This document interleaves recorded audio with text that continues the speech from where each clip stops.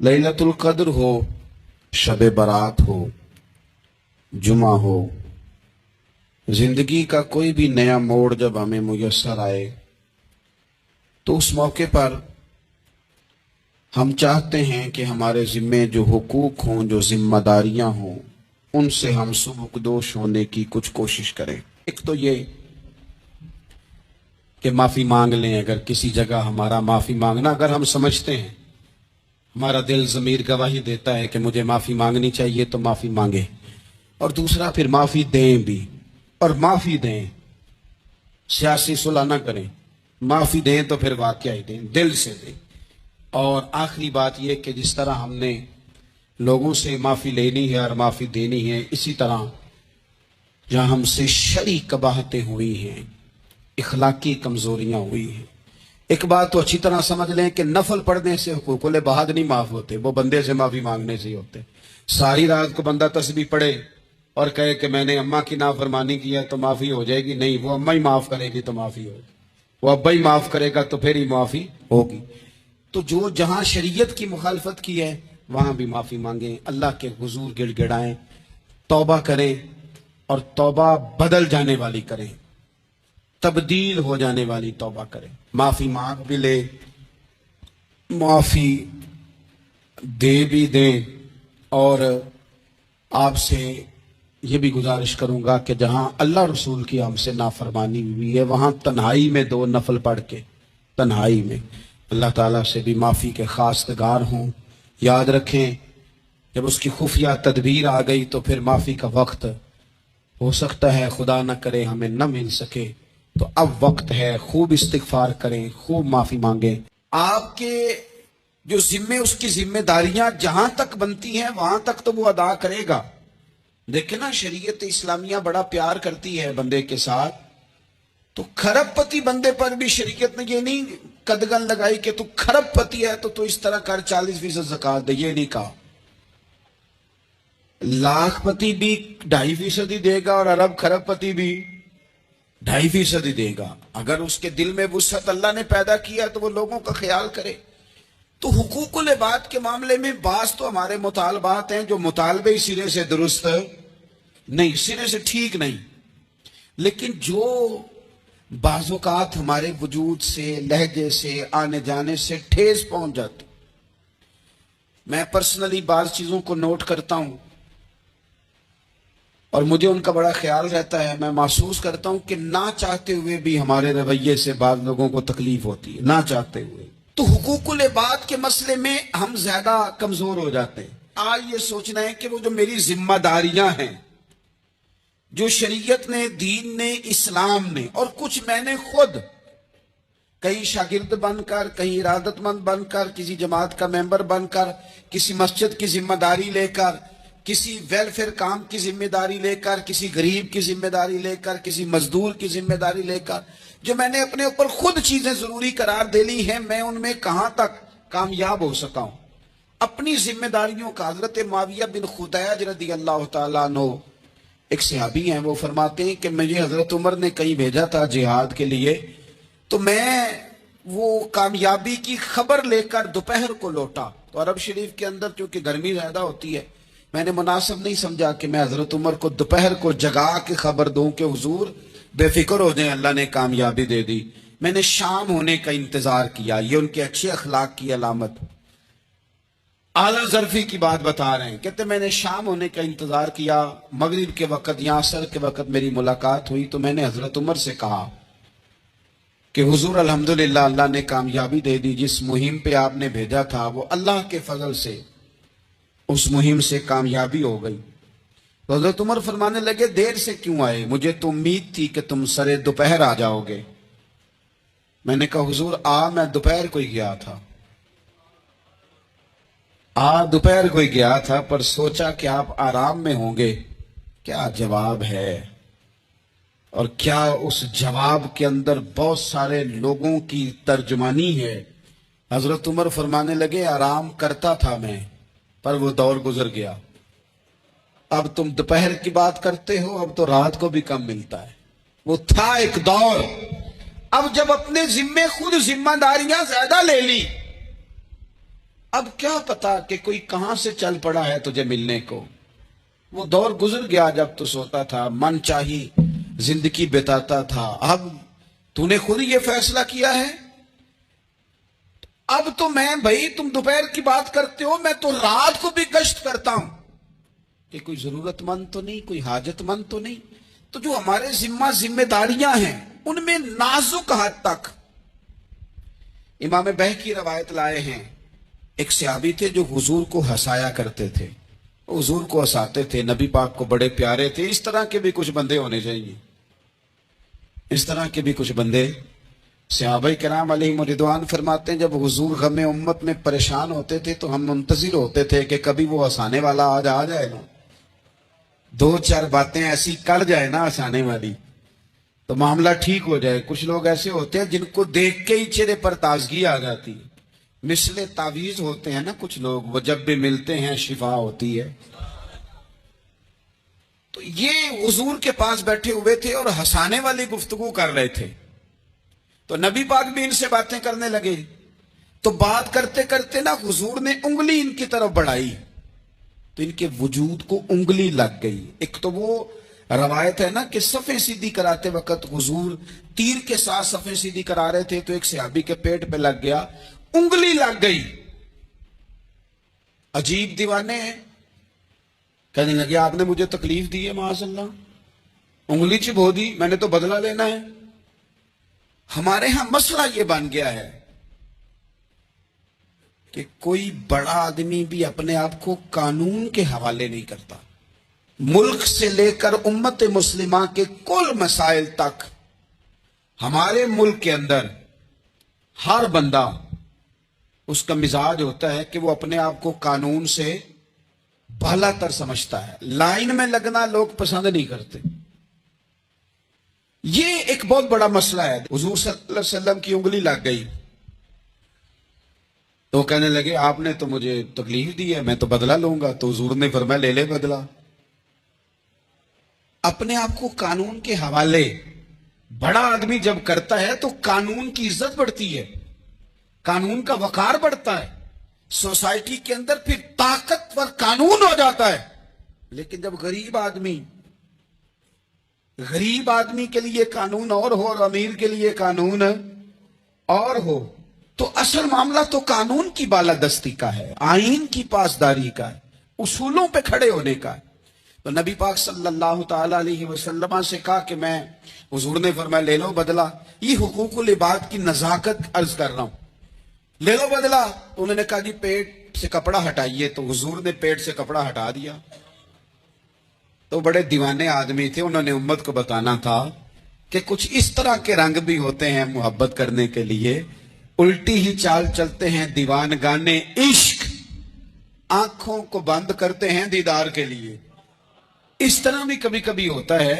कपड़ा हुजूर ने हटाया तो उन्होंने नबी पाक के जिस्म नूर को चूमना शुरू कर दिया। कहने लगे दिन बड़े हो गए थे, मौका नहीं को बन रहा था, तो चलो ये एक मौका मिला है। हुजूर आपको किसी के साथ ज्यादती कर सकते हैं, तो मैं तो मौका तलाश कर रहा था। और मेरे भाई नमाज का भी मौका तलाश करते थे सहाबा, जिहाद का भी मौका ढूंढते थे, पर महबूब से मोहब्बत का भी मौका ढूंढते थे। कभी कभी ना मोहब्बत का भी तो मौका, निरे खुश्क नहीं ना हो जाना चाहिए। ना इल्मा विच फसा सानू, तू यार दी गल सुना सानू, उथे इल्म दा सिक्का नहीं चलदा जिथे इश्क हुरां दा डेरा है। तो कभी इधर भी है हुकूकुल इबाद के मामले में नजाकत। और फिर जो आयत मैंने कुरान पाक की पढ़ी, एक तो यह है कि आप लोगों से माफी ले, माफी मांगे। हमारे यहां ना माफी का मिजाज कबूल करें, जब कोई बंदा माफी तलब करे तो माफी। हमारे यहां माफी मांगने का रिवाज आप यकीन करें सिरे से है ही नहीं, बल्कि उल्टा लोग चढ़ाई कर जाते हैं, कहते हैं ओहो तुमने माफी मांग ली है तो मामला ही खत्म हो गया। और जो आदमी, मैं बड़े जमाने से कह रहा हूं कि मेरे मुल्क में एक रिवाज बनता जा रहा है, जिसकी जुबान जितनी ज्यादा सख्त होती है उसका उरूज उतना ज्यादा होता है। जो थोड़ा सा शराफत का मुजाहरा करे लोग उसे बुज़दिल समझ लेते हैं। अजीज भाइयों, अपनी जिंदगी में माफी मांगने का मिजाज बनाएं। आप तलब करें कि यार मुझसे गलती हो गई, मैं इंसान हूं। आप यकीन करें ढेर सारे लोग हैं जिनके जिम्मे ढेरों माफियां हैं, लेकिन उनका मिजाज नहीं, उनकी तबीयत नहीं, उनका तकब्बुर आड़े आ गया है। और मेरे नबी पाक सल्लल्लाहु ताला अलैहि वसल्लम ने फरमाया था, यही बदला दे दो, किसी का देना है तो यही माफी ले लो, यही। वरना फरमाया याद रखना कयामत के दिन तो इस तरह होगा कि अगर सींग वाली बकरी ने बगैर सींग वाली बकरी को मारा होगा, उसे भी कयामत में बदला देना पड़ेगा। यही माफी तलाफी ले लो, यही। तो हमारे यहां मिजाज नहीं, मिजाज बनाए ना आप, माफी का मिजाज बनाए। रस्मी वैसे माफियां मांगते हैं, आज पे जा रहा हूं भाई, अगर कोई हो गई तो माफ कर देना, ये तो रस्म है, तो बड़ी दुनिया अदा करती। आपको पता है कहां आपको माफी लेनी है। तो जहां जहां इस तरह के मामलात हैं वहां आप क्लियर करें। सही बुखारी में हदीस है, हजरत अबू ज़र गिफारी से जब किसी ने कहा कि आपने उसी तरह के कपड़े खुद पहने हैं जिस तरह के आपके गुलाम ने पहने, ये क्या मामला है? तो फरमाने लगे, एलानिया खुद बताने लगे, फरमाने लगे मुझसे एक दफा गलती हो गई थी, मैंने एक गुलाम को झिड़क दिया था, तो नबी पाक ने मुझे तंबीह फरमाई, तो मैंने उस गुलाम से माफी भी मांगी, और उस दिन से लेकर आज तक मैं जिस तरह का खुद लिबास पहनता हूं उसी तरह का अपने गुलाम को पहनाता हूं। तो वो खुद बयान कर रहे हैं, वो लोग इजहार कर रहे हैं कि हमने यहां यहां नबी पाक अलैहिस्सलाम के तंबीह करने पर हमने अपने गुलाम से, खादिम से या किसी गुलाम से माफी मांगी। तो माफी मांगने से बंदे का कद कभी छोटा होता है? मेरे नबी पाक अलैहिस्सलाम ने फरमाया, जो माफी मांग ले अल्लाह तो उसकी इज्जत में इजाफा कर दिया करता है। तो इसलिए एक तो जहां ये मामला है वहां, और दूसरी जो आयत मैंने तिलावत की उसमें अल्लाह कहता है कि गुस्सा पी भी जाओ, माफी मांगो भी और माफ कर भी दो। वल काज़िमीन अल गैज़ वल आफीना अनिन नास, फरमाया वो लोग जो गुस्सा पी जाते हैं और लोगों से दरगुजर करते हैं, लोगों से दरगुजर करते हैं। वल्लाहु युहिब्बुल मुहसिनीन, अल्लाह इन एहसान करने वालों से मोहब्बत फरमाता है, इनसे अल्लाह प्यार करता है। तो रब फरमाता है जो गुस्सा पी जाते हैं, वल आफीना अनिन नास, और लोगों से दरगुजर करते हैं, एक तो माफी मांगे और दूसरा माफ कर भी दें। अगर दिल में कोई बात हो तो माफ, हर रोज लोगों को माफ करके सोया करें। पहले तो इस तरह का कोई काम ही ना करें। एक शख्स ने जुमला कहा था, लिखा था, कमाल लिखा था, उसने कहा था कभी ऐसा कोई काम ना करना कि कोई तुम्हारी वजह से जाके रब के सामने रोना शुरू कर दे। ऐसा कोई काम ना करना कि कोई बंदा तुम्हारी शिकायतें अल्लाह रसूल को लगाए। इस तरह का कभी काम ना करें कि वो तड़प उठे और कहे अब तुम्हारा शिकवा मैंने वही करना है। कुछ लोगों की शिकायतें करनी पड़ती हैं, अल्लाह रसूल की बारगाह में भी, अपने मशाइख की बारगाह में कर देते हैं। बाज़ औक़ात इंसान वो बेबसी के आलम में करे या बहुत ज्यादा तकलीफ उसे सहनी पड़े तो तब करे, हो जाता है। तो एक तो ऐसा करें ना, और कोशिश करें लोगों को माफ कर दें, अपने दिल से चीजें निकाल दें। दो लोग बैठे थे ना हरम मक्का में, एक साहब कह रहे थे कि मेरे ऊपर बदर में जो कत्ल हो गए कुफार, उनका जिक्र चल रहा था, तो दोनों गुफ्तगू कर रहे थे, बदर में हमारे इतने लोग मुसलमानों ने मार दिए। तो एक उनमें कहने लगे कि अगर मेरे ऊपर कर्ज ना होता और मेरे छोटे छोटे बच्चे ना होते तो मैं तो तलवार लेके जाता और मदीना शरीफ जाके माज़अल्लाह बदला ले आता। दूसरा कहने लगा मैं देता हूं ना तेरे बच्चों का खर्चा भी और मैं तेरा कर्जा भी उतारता हूं, तू जा। उसने कहा पक्की बात है? कहा कर्जा भी मैं उतार दूंगा, तेरे बच्चों का खर्च भी उठाऊंगा, तू जा। उसने खंजर तैयार किया, तलवार तैयार की, घोड़े पे बैठा, गले में वो तलवार उसने अपने डाली और मदीना शरीफ आ गया। इत्तेफाक की बात यह कि मुलाकात हजरत उमर से हुई। जनाब उमर कहने लगे मुझे तेरी नीयत ठीक नहीं लगती। पकड़ा, किधर आए हो? कहने लगा मैं तो बदर के कैदियों के बारे में बात करने आया। फरमाया तलवार लेके चल, तुझे हुजूर के पास लेके जाता हूं। नबी करीम की बारगाह में ले गए तो हुजूर फरमाने लगे कैसे आए हो, कैसे आना हुआ? कहने लगे जी मैं तो बदर के जो कैदी आपके पास हैं उनकी बात करने आया था। तो हुजूर फरमाने लगे चल फिर बाकी की मैं सुनाऊं।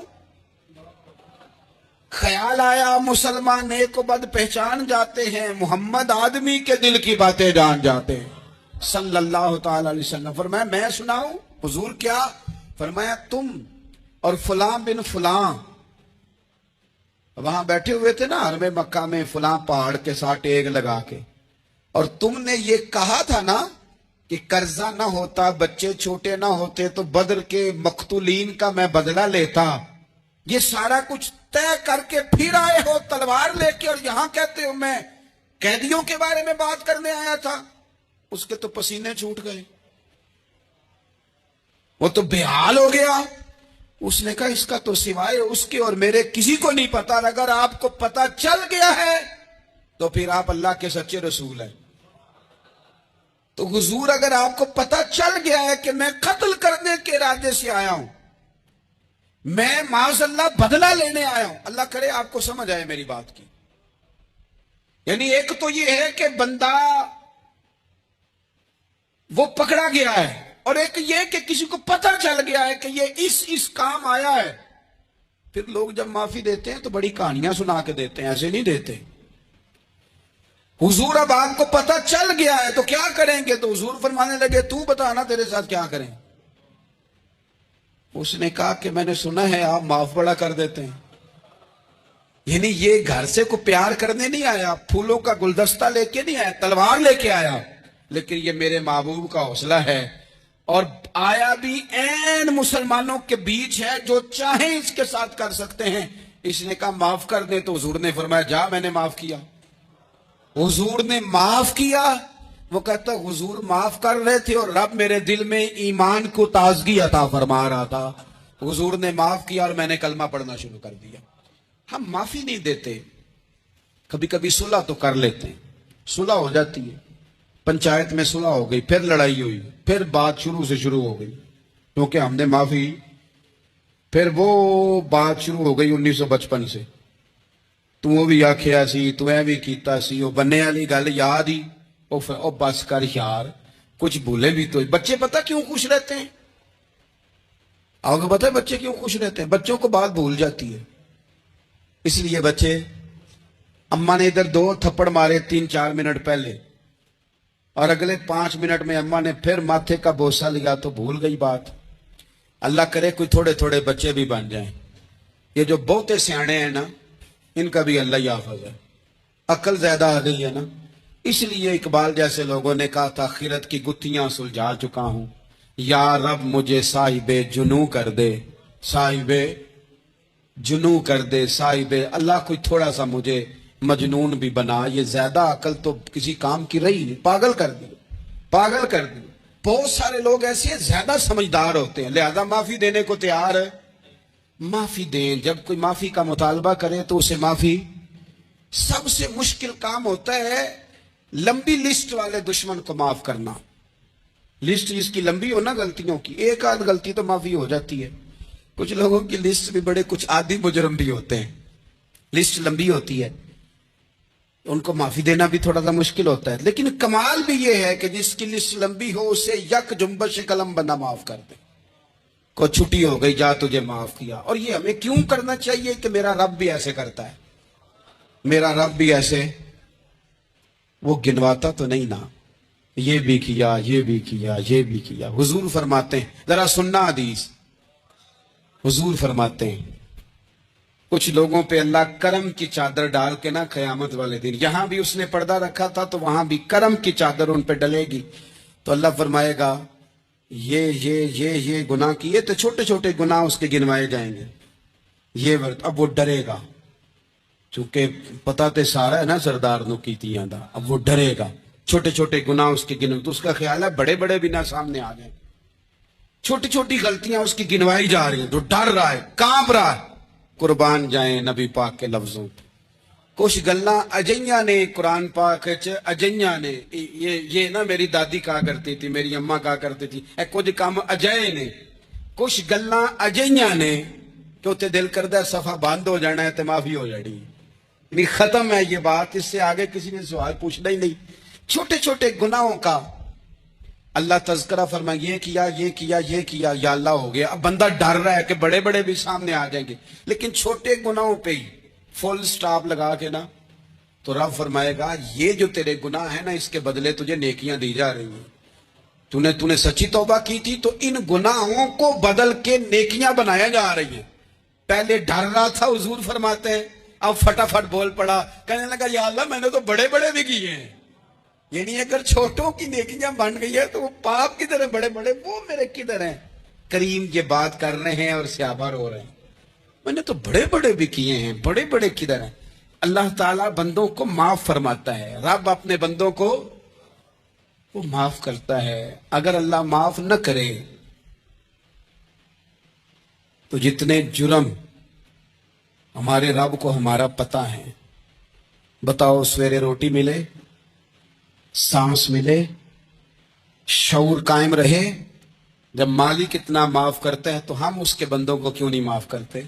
कर दे माफ। पक्के लोग खड़े थे, पक्के दुश्मन खड़े थे फतेह मक्का के दिन हुजूर के सामने। और कुछ लोग ऐसे होते हैं जिनसे उम्मीद नहीं होती, अपने होते हैं कि ये वाला जुमला, और बंदा कहता यार तुझे तो नहीं ना कहना चाहिए था, कोई और कहता मुझे। कहते हैं, ये ना समझे कि लोग कहते नहीं, कहने वाले। ये बात ही आप छोड़ दें कि कोई आपको कुछ कहेगा नहीं, ये छोड़ दें। मखलूक तो इस तरह की बात ढूंढ के लाती है कि इंसान परेशान हो जाता है कि यार मैं ये कर सकता था, मैंने किया नहीं, और जो मैंने किया नहीं वो तूने मेरे खाते डाल दिया है।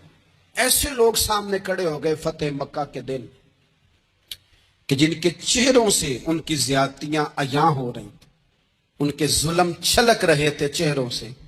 हुजूर के सामने खड़े हैं, कांटे बिछाने वाले भी, रोड़े मारने वाले भी, गले में रस्सियां डाल सारे खड़े हैं। हुजूर ने फरमाया बताओ तुम्हारे साथ क्या सलूक करूं? उन्होंने कहा आप करीम हैं। तो हुजूर ने पता क्या कहा?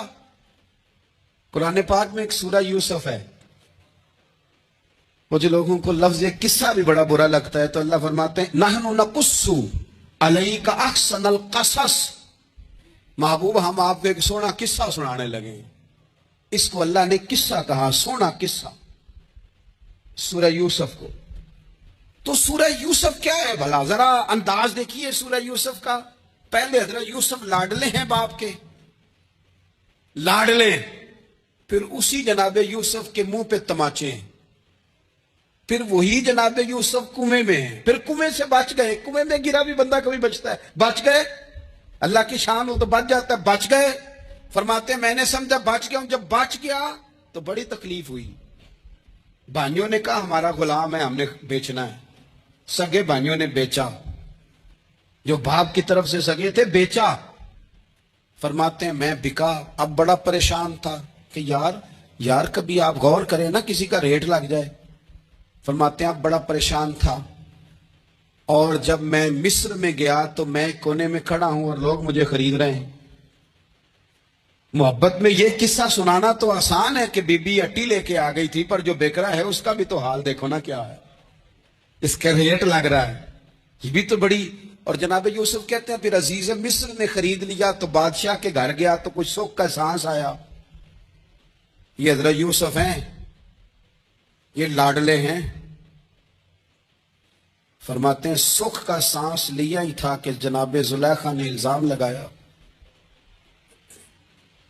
और वो गलती माज़अल्लाह जिसका तसव्वुर भी नहीं, उसकी पादाश में सालों जेल काटा। लेकिन खुदा की हिकमत है ना, अल्लाह का करम है ना, जिस मुल्क के वो कैदी थे रब ने उसी मुल्क का हुक्मरान भी बना दिया। ये अल्लाह की हिकमत है ना, तकाजे है ना। सुबह के तख्त नशीं शाम के मुजरम ठहरे, हमने पल भर में नसीबों को बदलते देखा। वो जो चाहे जब चाहे कर दे। तो जब वही भाई मजबूर होकर सवाली बनकर सामने आए हैं, पता क्या होता है, बंदा माफ कर देता है। बहुत सारे लोग माफ करते हैं पर कहानियां सुना के, पता जे ना उदो की आख्या साजे, पता जे ना उदो की कीता साजे, फिर पता जे ना तुसी आ भी आंदे सो, ये सारी कहानियां सुना के। लेकिन हजरत यूसुफ के सामने खड़े हो गए। जनाब यूसुफ ने बात छेड़ी कोई नहीं, फरमाया तुमसे बात ही कोई करनी, जाओ तुम्हें सारा कुछ माफ किया। अब जब ये लोग मक्के वाले हुजूर के सामने खड़े, इस तरह माफी देनी चाहिए। ये जब सामने खड़े हुए तो हुजूर ने फरमाया पता तुम्हारे साथ क्या सलूक करने वाला हूं? कहा हुजूर नहीं। फरमाया वही जो जनाबे यूसुफ ने भाइयों के साथ किया था।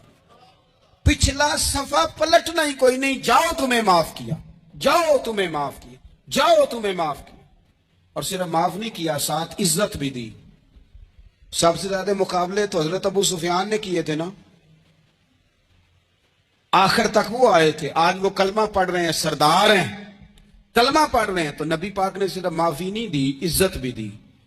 फरमाया जनाब अबू सुफियान चूंकि क्या मुसलमान हो गए हैं, मैं सबको माफ करता हूं, जो अपना अंदर से दरवाजा बंद कर ले उसे भी माफ करता हूं, और जो अबू सुफियान की हवेली में आ जाए उसे भी माफ कर दूंगा।